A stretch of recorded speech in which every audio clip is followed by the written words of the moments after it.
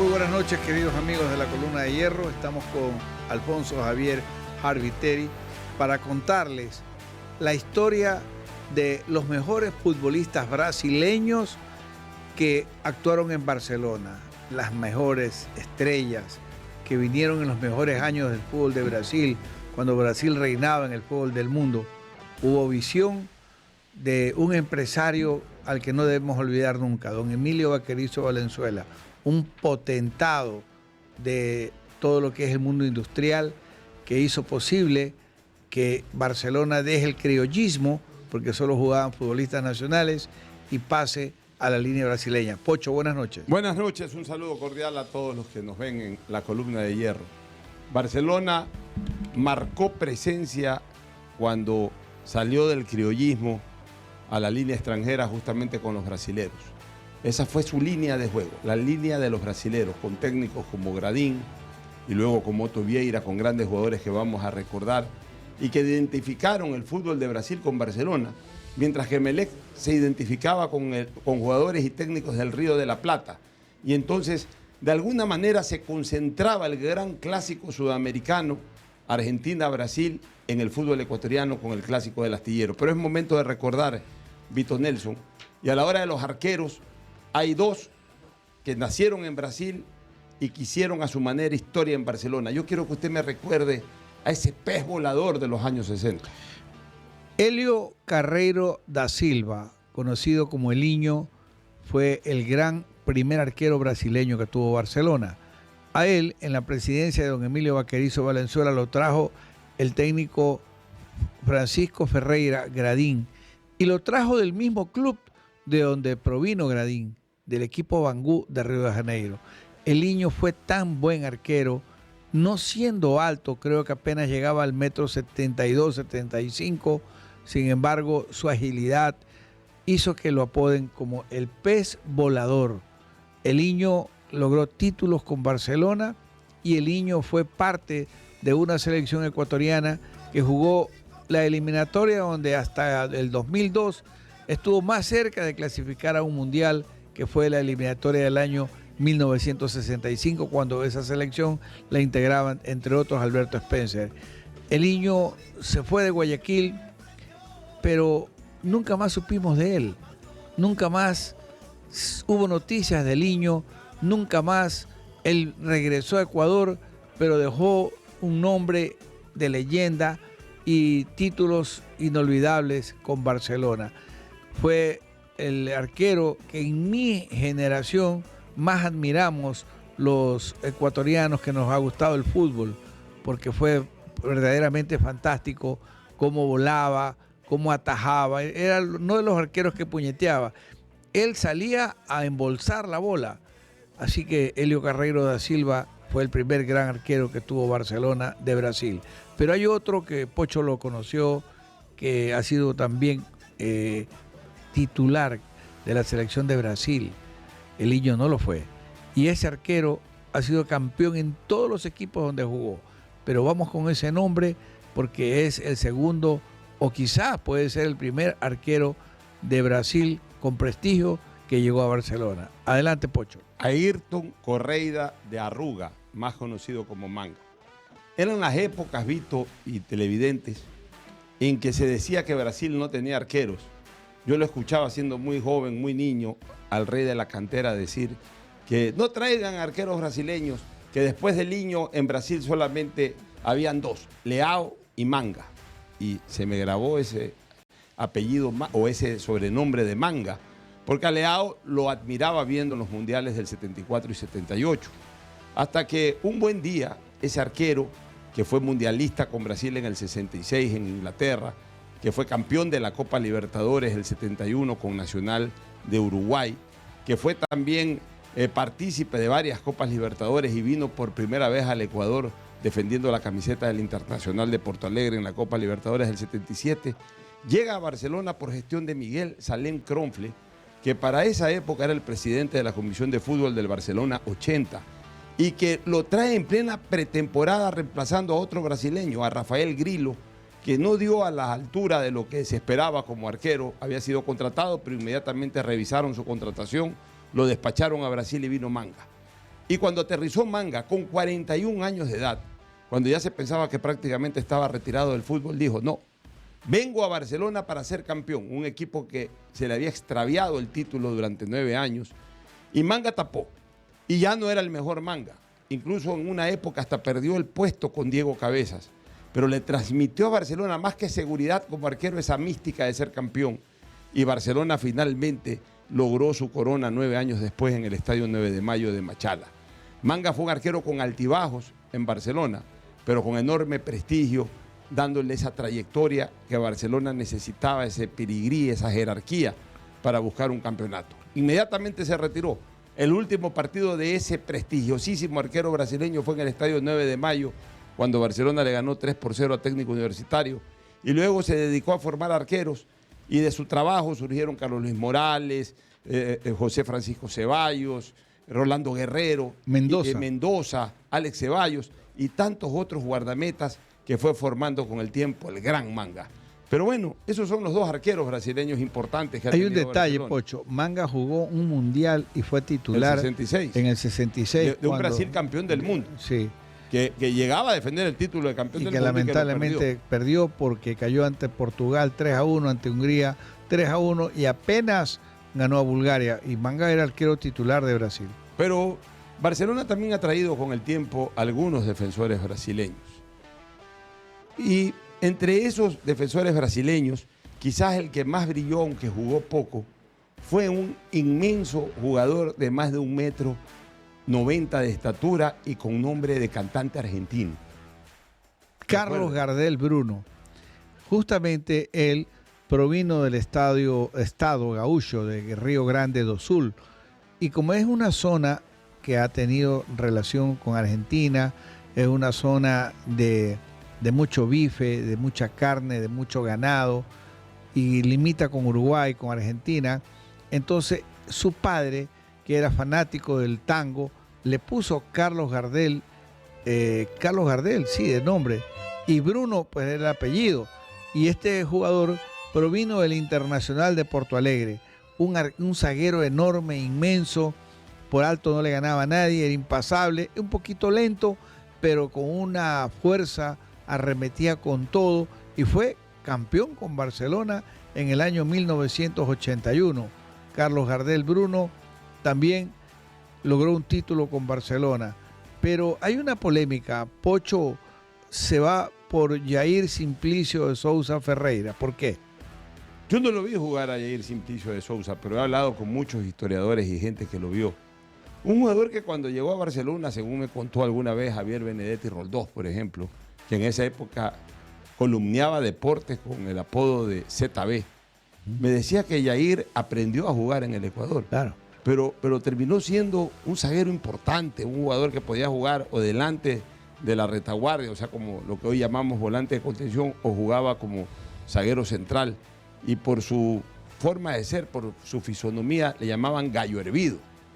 Un jugador que terminó siendo seguro, templado en la defensa y que contribuyó para los títulos de 1963 y para el título también de Aso Guayas de esa época, me parece que en 1964, si no me equivoco.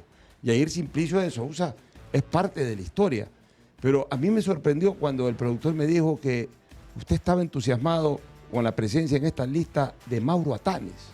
Mauro Atanes fue un zaguero que trajo Barcelona en el año 82, cuando la saga integrada por Dúbal Altafulla no funcionaba. Se lo trajo con la intención de reforzar, pero verdaderamente que no fue la solución. Mauro Atanes era un zaguero que poco iba por alto, lento, y finalmente no quedó en Barcelona Mauro Atanes.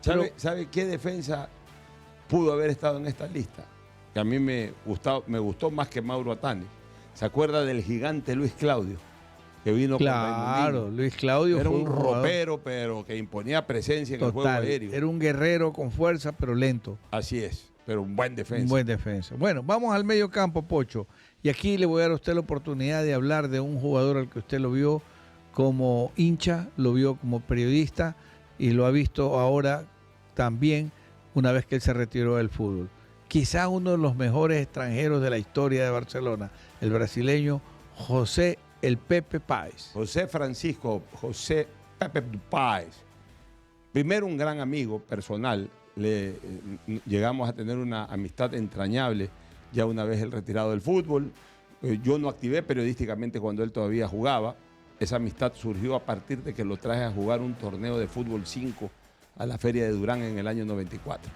Pero Pepe Páez, como decía Mauro Velázquez Villasís, debe de ser uno de los jugadores más rentables en la historia del Barcelona. Le faltó ser arquero. Jugaba de 5, jugaba de 8, algunos partidos jugó de 10 y en una ocasión o dos fue alineado hasta de centrodelantero. Y nunca se negó a jugar en el puesto que lo ponían y siempre lo hizo con calidad. Un mediocampista de talla futbolística. Un jugador con gran nivel de juego en sus pies, inteligente para jugar, sacrificado. Un jugador que privilegiaba más la posición que el desplazamiento.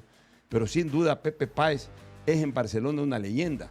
Hasta hace poco era el jugador extranjero nacionalizado con más años ininterrumpidos en Barcelona, desde 1971 hasta 1981, superado luego por Matías Oyola, que formó parte de Barcelona desde el 2009 hasta el año 2021, y ahora igualado de forma ininterrumpida por Damián Díaz, que está desde el 2011, ininterrumpidamente desde el 2015 al 2024, pero también con 3 temporadas previas. En fin, Pepe Páez es, pero sin dudarlo, uno de los extranjeros vitales, históricos de Barcelona, de esos jugadores que jamás el Club Amarillo lo podrá olvidar. Pero vino con Isidro Romero, otro volante que realmente era sensacional, un número 5 como pocas veces han venido. Que yo alguna vez dije en alguna transmisión, este jugador podía jugar con un lápiz entre la mandíbula y el esternón. Y no había posibilidad de que se hinque con el lápiz, porque jugaba siempre con la frente arriba. Era un jugador exquisito para salir jugando, a pesar de ser un volante de contención. Toninho Vieira. Pero antes quisiera rematar lo de Pepe Páez comentando que, si bien él jugó en el Portuguesa de los Deportes, cuando Brasil publicó la lista de los 40 de buena fe para jugar el Mundial del 70, en esa lista estuvo Pepe Páez. Él fue parte del proceso de Mario Zagallo y tengo inclusive fotos de Pepe Páez con todo el uniforme de la selección brasileña. Bueno, Toninho Vieira vino en el año 1985. Fue parte de ese gran equipo que armó Isidro Romero con Severino Vasconcelos en el medio y Galo Vázquez. Él vino del Santos de Brasil, lo trajo el doctor Carlos Muñoz Insúa y fue un jugador tan exquisito que finalmente, cuando él ya no pudo continuar en Barcelona porque hubo un penal que falló en un clásico ante Emelec, y eso, en esa época, fallar un penal decisivo no significaba decir si era bueno o era malo, significaba afuera de Barcelona, y entonces lo sacaron. Pero él fue contratado por el Filambanco un tiempo. Toninho Vieira, mire lo que es la vida. Vino, lo trajo el doctor Carlos Muñoz. Pasaron muchos años y un hijo del doctor Muñoz se fue a vivir a Nueva York y trabajó en un banco de inversiones. Un día le dan 4 carpetas de 4 ejecutivos jóvenes que querían entrar en ese banco. Y cuando ve, una de las 4 carpetas era Toninho Vieira Jr., el hijo de Toninho Vieira. Qué casualidad, que iba tan linda. Tan hermosa casualidad. Y entonces el hijo del doctor Carlos Muñoz le dice: ¿tú eres hijo de Toninho Vieira? Sí, mucho gusto. Bueno, mi padre trajo a tu padre a jugar a Barcelona y ahora yo te traigo a ti, te contrato para que tú trabajes conmigo en este banco. Esa anécdota también me la contó Carlos Muñoz Insúa, que seguramente debe estar viendo el programa. Pero hay otro volante, Vito, que también hizo historia en Barcelona, en el Barcelona reciente. Estoy hablando del León, Gabriel Márquez. Y en esto yo le quiero contar una anécdota. Siendo presidente de la Comisión de Fútbol el año 2009, me fui a Uruguay a buscar jugadores y me llevaron al entrenamiento, me parece que era el Liverpool o el Danubio, no recuerdo exactamente, pero era un equipo dirigido por Juan Ramón Carrasco. Y ahí me dijeron: pela el ojo a un zaguero central, que puede ser central o volante, que es un león, es un brasileño que juega acá en Uruguay, que ruge como un león de verdad, y se llama Gabriel Márquez. nos acercamos, intentamos adquirirlo, pero realmente en ese momento Márquez estaba surgiendo como una de las grandes figuras dentro del fútbol uruguayo, a pesar de ser brasilero, y prácticamente fue imposible traerlo.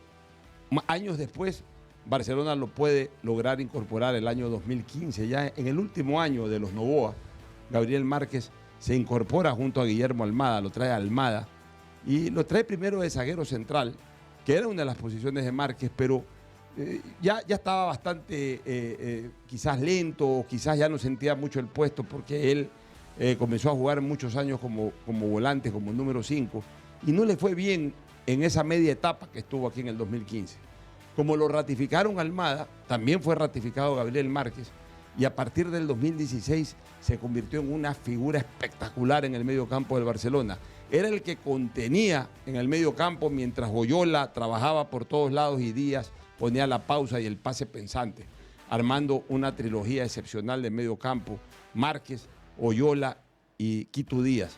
Gabriel Márquez estuvo muchas temporadas en Barcelona, fue campeón el 2017, fue campeón el 2021, en donde incluso hasta lesionado, perdón, el 2020, incluso lesionado, jugó partidos importantes, y fue 2 veces semifinalista de Copa Libertadores el año 2017 y el año 2021. Y precisamente una expulsión en un partido importante en Brasil impidió que Gabriel Márquez esté en ese partido contra Gremio de semifinales en Guayaquil, y se sintió su ausencia, porque en ese cotejo Gremio le metió 3-0 a Barcelona, y quizás si ese resultado no se daba, Barcelona hubiese sido nuevamente finalista de Copa Libertadores de América. Pero Márquez sin duda está en la gran historia también del Barcelona, Vito. Ahora yo quiero, a usted que le ha gustado siempre el automovilismo, que ha sido corredor de autos, que ha sido comentarista también de Fórmula 1, hay un volante brasileño en Barcelona que le decían el motor, el motorcito. Recuérdenlo. Ese jugador llegó a mediados de los años 70. Barcelona no andaba bien. Económicamente la situación estaba muy complicada. Entonces, Galo Rollero, que era un dirigente muy inteligente, experimentado y astuto, consigue convencer al millonario empresario de la industria del combustible. Ese hombre se llama Aquiles Álvarez Lertora. Y Aquiles Álvarez Lertora le dice a Galo: yo me hago cargo de la parte financiera del Barcelona en el segundo semestre del año 70. Y entonces Galo Rollero viaja a Brasil, a San Paulo, con Otto Vieira, y allí se van a las oficinas del San Paulo, equipo donde Otto Vieira había dirigido, y piden que le den en préstamo, claro, había que pagar el préstamo, 2 jugadores jóvenes, el uno Everaldo Ferreira y el otro Gerson Teixeira, ambos sanpaulinos. Entonces así viene Gerson Teixeira, que se convierte en un jugador de medio campo con la fórmula Gerson y Coronel, que eran 2 pistones, subían y bajaban. Gerson armaba, Gerson cortaba, tenía arte y corte, tenía buen dominio de pelota, pero también cuando le tocaba enfrentar a los rivales y destruir, él destruía. Y ese mediocampo se complementó luego con la presencia de Jorge Bolaños Carrasco. Barcelona tuvo en esa época los mejores volantes del país. Y Gerson Teixeira quedó campeón en el año 1970 con Barcelona y en el año 71. Es decir, alcanzó 2 campeonatos. Ya en el 71 se hizo cargo don Aquiles Álvarez Lertora, y allí alcanzó Gerson su primer y único bicampeonato. Sabe que a Gerson Teixeira también tuve la oportunidad de traerlo el año 2004, cuando organizamos con usted una Copa América de viejas glorias en Guayaquil. Claro. Y lo trajimos a Gerson como parte de la selección brasileña junto a Pepe Páez, a C. María. Fue la última vez que Gerson Teixeira visitó Guayaquil. Ya falleció. Y hasta jugó ahí. Sí, sabía que ya falleció. Sí, falleció. Esa noticia me la dio Pepe Páez. Minutos después, hace unos 4 o 5 años, y ahí le informamos al país sobre la muerte sobre el apagón final de ese motor que realmente tenía unas revoluciones únicas, Gerson Teixeira. Pero es hora de hablar de los grandes días brasileños. Y me toca referir al que ha sido mi máximo ídolo, en el Barcelona. Víctor el artista Epanor da Costa. Víctor Epanor. Un jugador sensacional. En esa época yo admiraba mucho a Roberto Rivelino. Era mi ídolo. Y cuando Epanor llegó a Ecuador, proveniente del Junior de Barranquilla, en donde era un ídolo también, y del Independiente de Medellín, en donde también se había destacado y era muy querido, llegó del fútbol colombiano. Bien Epanor las características de Rivelino, físicamente también con bigote, pero sobre todo la misma posición, el mismo estilo de juego. Él lleva y trae la finta, la gambeta, el rey de la baldosa, y además ese remate fabuloso de tiros libres, y con una particularidad. Fue el primer jugador que se vio cobrar con la famosa paradiña. Ese amague que Epanor hacía cuando cogía viada, llegaba la pelota en los penaltis, hacía el doble cambio de pierna, el arquero se iba a un palo y Epanor solamente la tocaba al otro. Un jugador fabuloso, goleador, jugó en todos los puestos del ataque, ya en Barcelona de 10, pero él, que también es mi gran amigo, me dijo que en el Ceará, que fue el equipo en donde prácticamente apareció en primera división, era puntero izquierdo. Y luego, en Colombia, era centrodelantero. Y vino al fútbol ecuatoriano como 10. Como tenía una gran riqueza técnica y una gran visión ofensiva, podía jugar en cualquier puesto del ataque y en cualquier lugar brillaba el gran Víctor Epanor. Autor de ese gol de tiro de chilena, que usted la pudo ver en el borde del campo y yo en la tribuna del Estadio 9 de Mayo, y que es sin duda el mejor gol de la historia de los campeonatos nacionales. Víctor Epanor. Víctor Epanor marcó ese gol, el gol más inolvidable, el gol más emocionante para los hinchas de Barcelona, pero Víctor Epanor quedó bicampeón. Hay que decir los títulos, claro, con un penal de él al Nacional de Quito. Barcelona en el Estadio Modelo conquista, pero este es el gol histórico en Machala. Ahí viene Escuriño, se da la vuelta, viene el giro y viene Epanor a Sousa Duarte y le marca un golazo en Machala. Es que lo inventa porque tenía la marca de Russo, de Alvear, lo tenía Sousa Duarte, todas sus espaldas, y ya no había posibilidad ahí de darse la vuelta, de hacer una maniobra, y se inventa la chilena y le sale perfecta. Un golazo impresionante de Víctor Epanor. Pero ahora yo quiero que usted me hable de un 10 que prácticamente usted lo trae a Barcelona. Usted es el que lo instiga a Isidro Romero para que contrate ese jugador. Romero andaba atrás del que vamos a hablar, pero nunca lo pudo cristalizar. Pero fue su agudeza y su información periodística, Vito, lo que le permitió a Romero contratarlo, porque usted le dijo, este es el momento de contratarlo, porque este jugador acaba de tener un problema con su equipo, prácticamente está libre, o lo traes ahora o no lo traes nunca. Y vino al Barcelona a ser campeón y a ser goleador en una Copa Libertadores de América. Severino Vasconcelos. En la Copa Libertadores de 1982, donde Barcelona se enfrenta a Colo-Colo y a Cobresal, a Colo-Colo y Cobreloa, vino Severino Vasconcelos y le dio un baile a Barcelona. En el 3-1. Claro, en ese mediocampo que lo conformaban Vasconcelos y Alejandro Isis. Y el presidente de Colo-Colo, yo lo conocí, me hice amigo, don Alejandro Ascuy. Recuerdo que Vasconcelos venía muy elegante, vestía con traje blanco. Llegaron al Hotel Oro Verde los jugadores de Colo-Colo. Y entonces Barcelona había fracasado el primer semestre del año con un entrenador Antoniño y con un 10 brasileño, Jair. Jair no le fue bien en Barcelona. Entonces Isidro me dice, Vito, yo voy a hacer un cambio. Estoy pensando traer al entrenador chileno Luis Santibáñez. ¿Qué me aconsejas para reemplazar a Jair? Le digo, ya que lo trae a Santibáñez, que conoce el medio chileno, ya que él es chileno, dígale y consúltele qué le parece si lo traemos como número 10 a Severino Vasconcelos. Isidro le consultó a Santibáñez, Santibáñez le dijo que ojalá se pudiera traer ese jugador. Entonces Isidro me mandó a Chile, me pidió que vaya en representación de Barcelona, que negocie con Alejandro Ascuy la compra del pase de Severino Vasconcelos.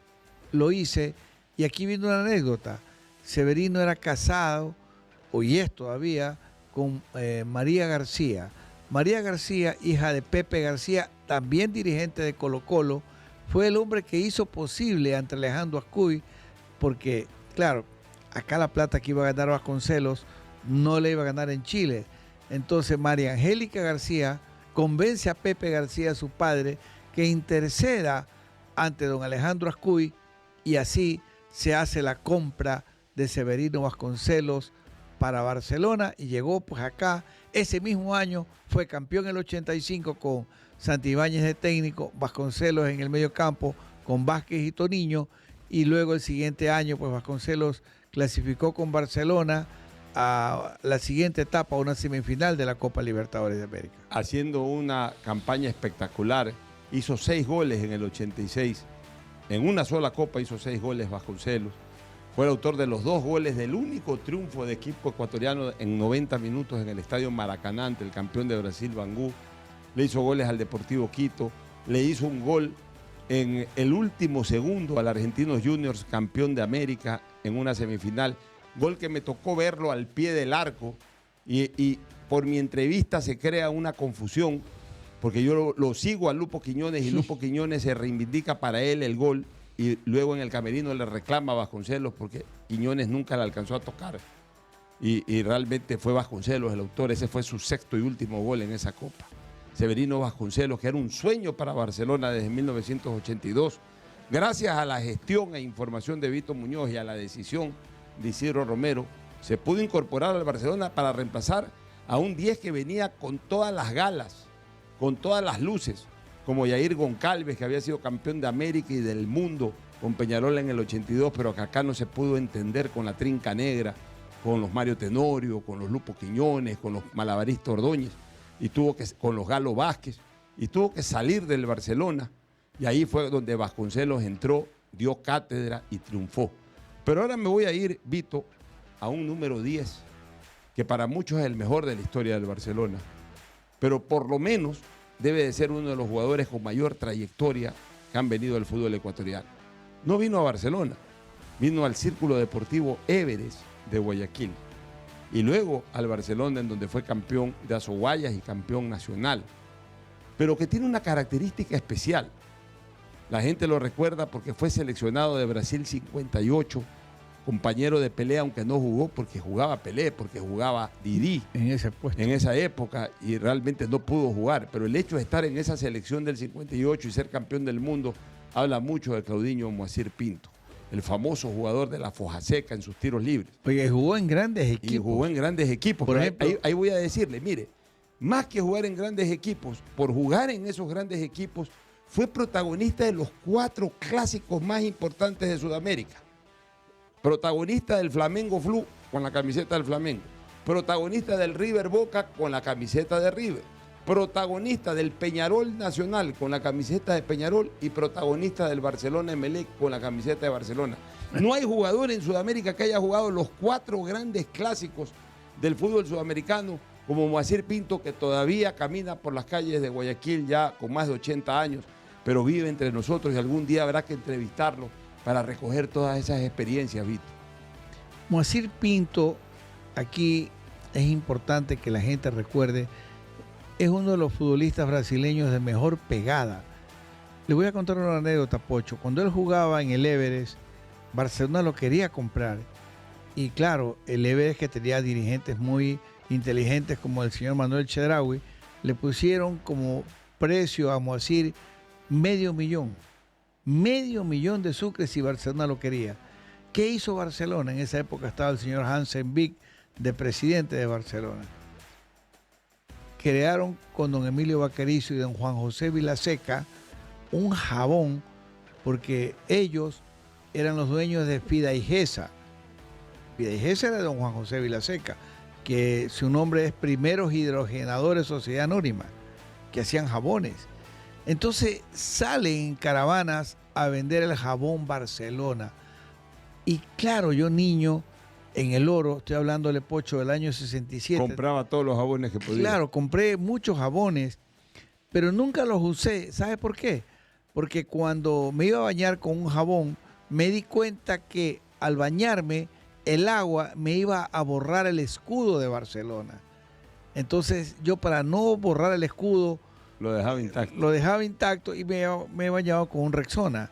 Y no con el jabón Y con Barcelona. y a punta de esos jabones se compró el pase de Moacir Pinto. Y a punta de esos jabones se terminó de comprar el pase, Miren la historia. el crack del el medio ingenio millón. de esa época, cuando Claro. no había derechos de televisión, No, cuando ni no había publicidad propaganda estática. en la camiseta, había que hacer jabones, como en el caso de Moacir Pinto para Barcelona, o vender colas para construir el estadio modelo Guayaquil. Así era la dirigencia de ingeniosa en esa época. Pero yo quiero que usted me hable de un número 10, Sí. que dicen fue el que le enseñó, entre otros, patear a Guacho. chutear a Guacho Muñoz, que fue un gran jugador, que fue artífice de esa primera gran victoria de Barcelona en campos extranjeros en Copa Libertadores, aquel 4-0 frente a Colo-Colo el año 64. Hablo de Nivaldo. Recuérdelo usted a Nivaldo. Sí, Nivaldo de Lima Peixoto, un volante que vino, no me recuerdo si vino del Deportivo Cali a Barcelona o del Barcelona se fue al Deportivo Cali, pero él también jugó en el Deportivo Cali. Él vino acompañado de un compatriota, Genino, Sí. y este Nivaldo dominaba el remate llamado fola seca o el remate con efecto. Nivaldo llega a Barcelona también dentro del plan de brasileñización de Barcelona que lo inició don Emilio Bacarizo Valenzuela. Entonces, Nivaldo era un jugador que tenía una pegada maravillosa, exquisita. Yo diría que la pegada de Nivaldo y la de Panor, junto con la pegada de Díaz, no sé qué otro jugador de Barcelona también tenía una pegada, Chanfle Muñoz. El chanfle. Pero pues, fue ¿no? Nivaldo Insúa el que le enseñó al Chanfle Muñoz. Se quedaban en el Reed Park practicando horas de horas. Washington, Liven, Muñoz, Yance, el Chanfle Muñoz con Nivaldo. Nivaldo estuvo poco tiempo en Barcelona. Habrá jugado 2 años, 1 año, y de ahí ya emigró. Por eso les decía, no me acuerdo si vino del Cali o se fue de Barcelona al Deportivo Cali de Colombia. Pero Nivaldo era un jugador de trayectoria internacional, muy admirado, y fue el hombre que le enseñó a Chanfle Muñoz esos remates mortíferos para marcar goles de tiro libre y desde fuera del área. Y yo le voy a recordar un jugador que vino en el 80 con gran suceso, Gilberto Guiarone Neves, Claro. más conocido como Chicota. Lindo remate tenía. Un jugador espectacular. Barcelona soñó con armar una dupla de medio campo sensacional, Chicota y Espanor. Claro. En una pretemporada, Vito Nelson, atención, la más espectacular que yo he visto en mi vida, la pretemporada de 1980, en donde Barcelona debuta en su pretemporada en Guayaquil, lo que antes se llamaba no se llamaba todavía Noche Amarilla, sino el debut de pretemporada, con Argentinos Juniors de Maradona. Ahí presenta su equipo estelar armado por Miki Salén Cronfle, con todavía no era Manga, Rafael en la portería. Rafael Trilo. Rafael Grillo. En la defensa, marcando la derecha, nueva incorporación, Flavio Perlaza, Pepe Páez, Horacio Capielo, nueva incorporación, y Fausto Klinger. En el medio campo, Andrade, Vázquez estaba lesionado, Andrade, Chicota y Epanor. Adelante, Mario Tenorio, que también debutaba, Ney Celestino y Wilson Nieves, que también debutaba. Lindo equipo. Un lindo equipo, todos casi jugadores nuevos en el club. El estadio reventó con Maradona de rival. Y luego vinieron los partidos de cuadrangulares de Barcelona con Alianza Lima, Emelec Cristal. Posteriormente Barcelona jugó también un amistosos con Olimpia de Paraguay y el Defensor de Uruguay. Y Chicota jugó todos estos partidos y maravilló con su fútbol. Jugó los primeros partidos del campeonato, pero se lesionó gravemente de la rodilla y tuvo que salir. Entonces, el paso de Chicota fue de apenas 3 o 4 meses en Barcelona, pero el recuerdo que dejó ese jugador fue de primerísimo nivel. Si Chicota no se lesionaba, hubiese armado una dupla con Epanor que hasta el día de hoy le estuvieran recordando los hinchas amarillos. Vamos a hablar de delanteros Pero brasileños. antes, Antonio de Santis, menciónelo rápidamente el flaco de Santis. Bueno, sí, un volante brasilero de bigote, flaco, sacrificado, corría. pero le tocó llegar a una época en que Barcelona no tenía un equipo fuerte, le tocó los años de, diríamos, de tragedia de Barcelona, De angustias de deportivas. angustias económicas y deportivas, y no trascendió de Santi. Pero ahora sí Vamos a los delanteros. y comienzo yo con Helio Cruz. Recuérdelo a Helio. Ese es otro de los delanteros brasileros que dentro del organigrama de Emilio Vaquerizo trajo a este jugador Helio Cruz en el año 63, también proveniente de Bangú. Era para mí algo parecido a lo que en su momento jugó Ney Celestino. Era rápido, era una especie de un tigre, Helio Cruz, en el área. Verdaderamente era rápido, contundente, era un goleador certero, y lo que más me gustaba de Helio Cruz es su velocidad para llegar a la pelota y ponerle en la red. No era egoísta, porque a él le tocó jugar con otro delantero. Mire que Barcelona tenía 2 nueves. El uno era Helio Cruz, el brasileño que trajo don Emilio Vaquerizo, y el otro era Ricardo Reyes Casís. El Manavita. El Manavita. Y con los 2 delanteros, Barcelona llegaba al gol, tenía pues a Diablo Tiriza en la punta izquierda, pero Barcelona fue campeón en 63 dirigido por Gradín y con 2 centro forward. Fue la primera vez del famoso doble punta. Exactamente, Pocho. La primera vez que hubo el doble punta. Doble punta, 2 nueves. Helio Cruz y Ricardo Reyes Casís. Oiga, yo le voy a hablar de otro 9 brasileño que no lo pude disfrutar. No, yo sí lo vi. Usted, yo quiero que hable más usted de este jugador, porque usted sí lo vio. Le decían el Jet. Fue traído del São Paulo junto a Gerson Teixeira. Llegó y a las 48 horas ya se paró en el Estadio Olímpico Atahualpa, en la altura de Quito, y le hizo 3 goles a un gran El Nacional, a uno de los mejores El Nacional de la historia, en una gran victoria del Barcelona con 3 goles. Y ahí nada, ningún cuento de que tengo que adaptarme, que aclimatarme, que no conozco a los compañeros, nada. Llegó y goleó. Everaldo.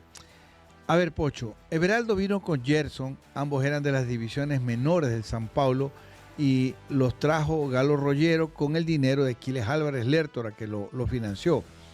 Estos 2 jugadores fueron decisivos para darle a Barcelona un giro a su mediocre campaña del 70, y a partir de la llegada de ellos, que precisamente es como usted lo dice, Everaldo llega un sábado a Quito, ni siquiera entrenó con el equipo, y el domingo Barcelona era goleado, era pisoteado, era humillado, era doblegado por el Nacional de Quito 3-0, Pocho.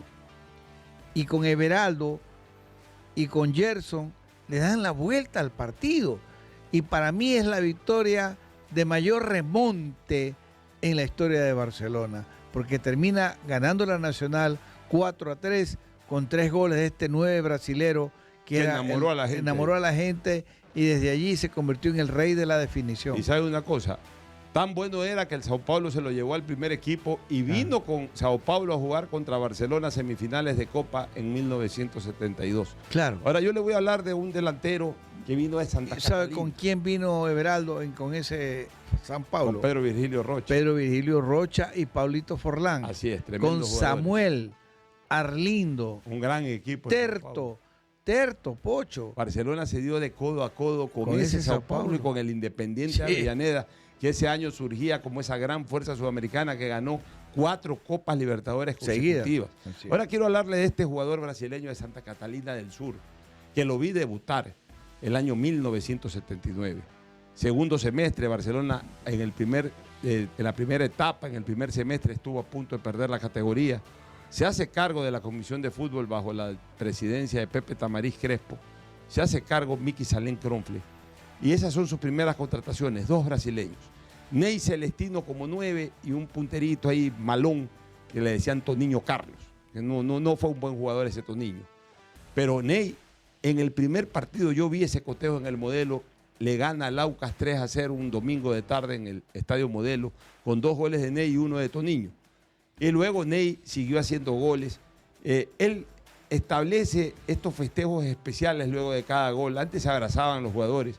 Ney, cuando hacía un gol, salía bailando samba, salía haciendo movimientos distintos a lo tradicional, y eso llamaba mucho la atención. Y se iba al palo. Y todo. Ese fue el Apache Alcides, que ya vamos a hablar de Alcides. Ney hacía un bailecito ahí y la prensa decía pues, que bailaba samba después de cada gol. Pero era un delantero de esos que nos gustaba ver, bravo, potente, entraba con todo. Lo más parecido a Loco Alves. Lo más parecido a Loco Alves. Este más 9-9, más de área. No tenía esa potencia de Alves para venir desde atrás, no tenía resistencia a la velocidad que se llama, es decir, traslados largos de 30, 40 metros como los tenía Loco Alves. pero en cambio en el área era demoledor, era oportunista, cazador, buen cabeceador. Cuando la pelota le llegaba era un solo palmetazo y pelota adentro. Uno de los grandes centrodelanteros que tuvo Barcelona. Ese jugador debió haberse quedado muchos años, pero apenas jugó esa media temporada final del 79 y eso sí, toda la temporada del 80 en donde con sus goles fue pieza fundamental para que Barcelona recupere la corona 9 años después. Y usted hablaba de un hombre que daba la vuelta al banderín del córner. Bueno, ese era Alcides de Oliveira, el Apache Alcides, que todavía está con nosotros y ya para siempre, yo creo, se quedó a vivir aquí en Guayaquil, que jugó con muchas camisetas, pero la primera que vistió y por el cual vino a jugar al fútbol ecuatoriano fue precisamente Barcelona. Recuérdalo, Alcides. Antes de recordar a Alcides, quiero recordar quién originó la llegada de Alcides. Galo Rollero, un dirigente muy audaz, trajo a Paulo César Lima a jugar a Barcelona, Cayú. Cayú había sido campeón mundial en México 70 con Pelé. Había integrado los grandes equipos como por ejemplo el Flamengo. Había jugado en Botafogo y había jugado también en Francia en el Olympique de Marsella. ¿Qué ocurre? Galo Rollero lo encanta, diciéndole que Guayaquil era como Río de Janeiro, que tenía playas. Entonces yo me fui con Galo Rollero a Quito a recibirlo a Paulo César Lima. Ese fue el día sábado que Brasil le mete 6-0 a Ecuador en un partido amistoso previo a la eliminatoria para el Mundial de España, y una comisión técnica lo saca como entrenador por esta goleada al profesor Otto Vieira. Entonces nos fuimos con Galo Rollero al aeropuerto. Había en esa época vuelos de Varig, no sé si todavía hay Varig, creo que ya no, y allí arribó Paulo César Lima. Yo fui el primero que lo entrevisté y de ahí nos fuimos a Guayaquil en avión con Galo Rollero y con Paulo César Lima. ¿Qué ocurre? Que cuando Paulo César llega a Guayaquil, Paulo César va al hotel, un hotel céntrico, hoy precisamente un hotel de alguna manera muy mencionado, el Ramada, que queda en el Malecón, y cuando va Paulo César en pantalón corto a cruzar la calle para ir a la playa, se da cuenta que no había playa frente al Hotel Ramada, que lo que había era simple y llanamente un río que no tenía playa, que el agua era negra, hedionda, sucia, y entonces Galo Rollero, para de alguna manera motivarlo, se hace un viaje con Paulo César hasta playas. Pero ya no le gustó eso a Paulo César, porque él le contó y le decía a Galo: mira Galo, tú eres mi amigo, pero yo estoy acostumbrado a todos los días ir en Copacabana, ir a donde yo suelo bañarme, y todos los días voy con mi toalla y me baño. Acá tendría que irme todos los días a una hora. Ya no le gustó. Ya no le gustó, entonces se regresó. Y en la noche en que Galo Rollero fue con Paulo César al Estadio Modelo, que era un partido de preparación, Paulo César me dice: me voy para Ecuador, pero voy a recomendarle a Galo, que es mi amigo, a un jugador del Vasco de Gama, un joven llamado Alcides El Cañón Oliveira, el Apache. Y ahí viene Alcides Oliveira. ¿Y sabe por qué viene Alcides Oliveira? Porque a Barcelona, con Gardel, había traído para el año 81 a un centrodelantero que tenía cara de boxeador, un Joao dos Santos, pero que fue un fracaso, o sea, no funcionó para nada. Y eso era lo bueno de las pretemporadas de esa época, como eran exigentes, con partidos de verdad. Se daban cuenta los dirigentes si alguna contratación fallaba y rectificaban. Igual Dos Santos quedó para la Copa Libertadores, pero lo trae al Apache Alcides Oliveira para jugar contra los bolivianos y técnico universitario. Y Alcides ahí se queda a punta de grandes remates, de grandes goles, de cabeza, remates de 30 metros, 40 metros. Tenía un cañón en su pierna derecha. Realmente Alcides de Oliveira fue un gran aporte, tanto el año 81, en que Barcelona fue campeón o bicampeón, como el año 82, en donde hizo también una buena performance y llegó a la final ya en dupla con otros de los jugadores que vamos a recordar, con Paulo César Evangelista Dino, que lamentablemente falleció hace algunos meses atrás. La Bruja Paulo César. La Bruja no llegó para Barcelona, él llega para la Liga de Quito. y lo trae el empresario Pedro du Nascimento.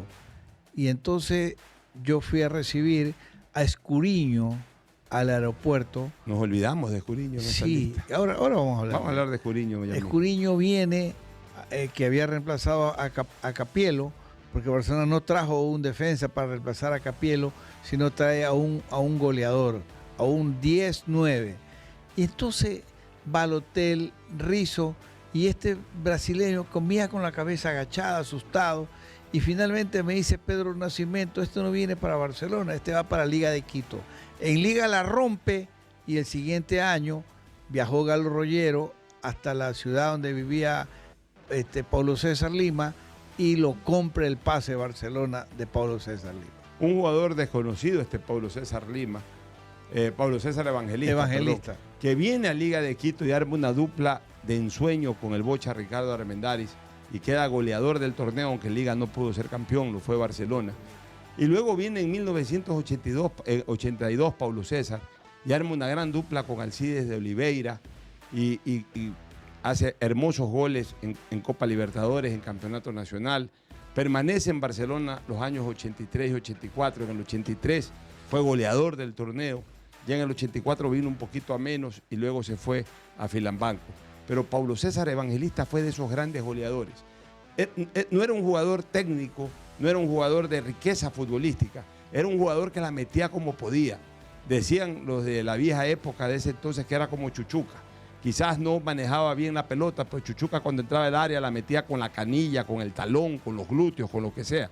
Paulo César Evangelista era igual. Entraba al área y pateaba la pelota y la metía. No era un jugador con riqueza técnica, pero con enorme eficiencia goleadora, el gran Paulo César Evangelista. Y nos quedan 3 brasileños más por recordar. El uno, Gilson Simões de Souza, que lo trae Filambanco en el año 1990. Recuerdo que yo trabajaba en Cable Deportes y ahí junto a nosotros nuestro gran líder era Miguel Baduy, que era presidente de Filambanco. Y ahí él me muestra a todos estos brasileños, a Gilson de Souza, a Merluiso da Silva, a unos brasileños que trajo. Y ahí el que brilló a gran altura fue Gilson Simões de Souza, que se incorpora a Barcelona en el año 1982. Me cuento esa anécdota. Cuente esa anécdota. El empresario de Gilson de Souza era Rubens Pérez. Rubens Pérez, después de la gran campaña que hizo Gilson con el Valdés, que con jugada magistral de él le sirvió a Eduardo Hurtado y se pusieron adelante en la final del año 1991. Ese equipo era Filambanco. Que pero ya había cambiado a Valdés.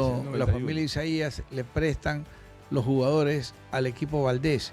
Y allí la delantera Eduardo Hurtado Gilson, que conjugaba potencia y velocidad. Entonces me dice Rubens Pérez, ¿no te gustaría Gilson para Barcelona? Háblale a Isidro. No, le digo, yo decido y yo mismo me encargaré de darle la buena nueva al ingeniero Romero. Me dice, bueno, yo soy el representante de él y bueno, yo no tengo ningún problema en que Gilson pase a Barcelona. Entonces, bueno, le dije, a mí me gusta Gilson. Mañana el ingeniero Romero se encuentra fuera del país, pero yo le voy a decir que ya arreglé contigo para contratarlo a Gilson. Me dice, sí, porque lo quieren de otros equipos. Y en buena hora que tú me manifiestas que lo quiere Barcelona. Le dije, bajo mi responsabilidad, le digo, entra porque entra a Barcelona Gilson de Souza. Mire, la influencia que yo tuve, yo traje 8 jugadores a Barcelona, Pocho, y un técnico notable como era el profesor Haberger, ¿ya? Y nunca traje paquetes, porque yo me pasaba leyendo, investigando, llamando, estudiando. Así es que se trae un jugador extranjero. Con protocolos de contratación. Exactamente. Oiga, Gilson de Souza jugó el 92 en ese gran equipo en donde estaba Tony Gómez, Carlos Muñoz Martínez, Manuel Luquilla, Rubén Insúa, Gavica. Hicieron una gran Copa Libertadores, eliminados con las completas, con el Gran Sao Paulo, que era el mejor equipo del mundo en el año 92. Avanzó hasta el año 93 Gilson de Souza. El 94 pasó a Liga de Quito y Romero lo regresa el año 95 al Barcelona y se convierte en el mejor jugador del campeonato nacional, al punto que el arquitecto Sixto Durán Ballén para las eliminatorias del 98 ya en el año 1996 le da la carta de nacionalización para que defienda la camiseta nacional. El galgo le decía y sabe una cosa, a Gilson, un jugador rápido, jugador inteligente para jugar y con muy buena llegada al gol. Cuando lo lleva Isidro en su avión privado a Quito para la nacionalización, Isidro me dice, acompáñame, Vito, me dice, para irnos los tres. Le digo, ingeniero, no sé por qué, pero no tengo una buena premonición. No hables pendejadas, me dice, ¿qué está diciendo? ¿Que se va a caer el avión? No, le digo, pero capaz que yo no estoy con una buena energía. Váyanse nomás los dos con el capitán. En esa época era Javier Roseney, el capitán de la aeronave de Isidro, y don Paquito Roseney, padre de este extraordinario empresario, Guillermo Roseney. Algo fantástico lo que ha hecho Guillermo Roseney en la parte urbanística, en la playa y ahora con la ciudad que está armando Guillermo Roseney. Entonces, bueno, se fueron ellos, se nacionalizó Gilson y lo trajo Isidro ya con la carta de ecuatoriano. Así es. Y ese Gilson fue un jugador fabuloso. Autor del gol con el que, o por lo menos provocó el autogol de Pino Argote, con el cual Barcelona le ganó a Espoli 1-0 en Quito, y con eso Barcelona obtuvo su corona número 12. Y nos vamos a remontar a ese gran delantero al que le decían el Diablo, Walter Méndez Ducavalo Tiriza. Él llega también dentro del proyecto de don Emilio Vaquerizo. Mire qué buenos extranjeros trajo don Emilio, que fue el que le cambia la historia y lo hace a Barcelona brasileñizado, ¿no? Lo trae Gradín, viene del Bangú, y ese hombre sí que tenía un cañón. Yo nunca vi un futbolista patear más fuerte que Tiriza. Le quebró las manos al arquero del Deportivo Quito, el abuelito Arias, en una goleada que le pega a Barcelona al Quito 5-0, jugando en el Atahualpa cuando Barcelona se proclama campeón. Y este jugador, muy rápido, de fuerte remate, actuó en Perú también, jugó me parece que en el Sport Boys, y en Barcelona sí fue la estrella. Era tanto mi ídolo que cuando Barcelona va a jugar a Santa Rosa contra la Alianza de Lima... ¿Usted se fue al estadio? Yo fui al estadio, tenía en esa época 6 años. Entonces cometo el error de ponerme pantalón blanco.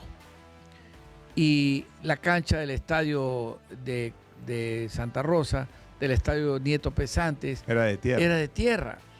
Entonces, en una jugada, Pocho, por la izquierda, que lo marcaba Grimaldo, un zaguero inmenso peruano que medía 1,90, el Diablo Tiriza lo elude a Grimaldo en velocidad, pero Grimaldo le alcanza a cruzar la pierna con tanta fuerza que el Diablo se fue y aterrizó, adivinen dónde. En su pantalón. En mi pantalón.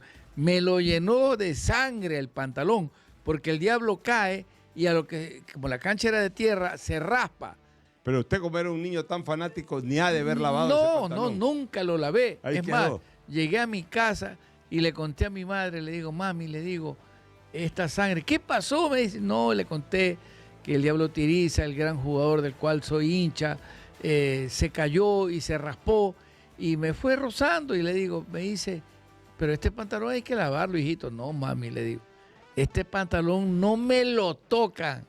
Y ahí permaneció el pantalón. Ahí permaneció. Pues. Ahora, yo quiero ya para cerrar recordar a dos grandes delanteros.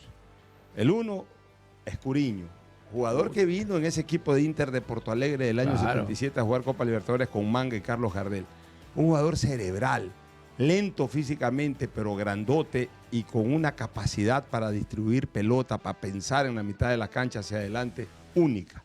Y también podía jugar de 9 y dominaba totalmente el juego aéreo porque medía 1,90. Yo siempre dije que Escuriño era la versión negra de lo que fue Sócrates, versión blanca. Para mí tenían el mismo estilo de juego, lentos pero talentosos, jugadores con demasiado criterio futbolístico dentro del terreno de juego.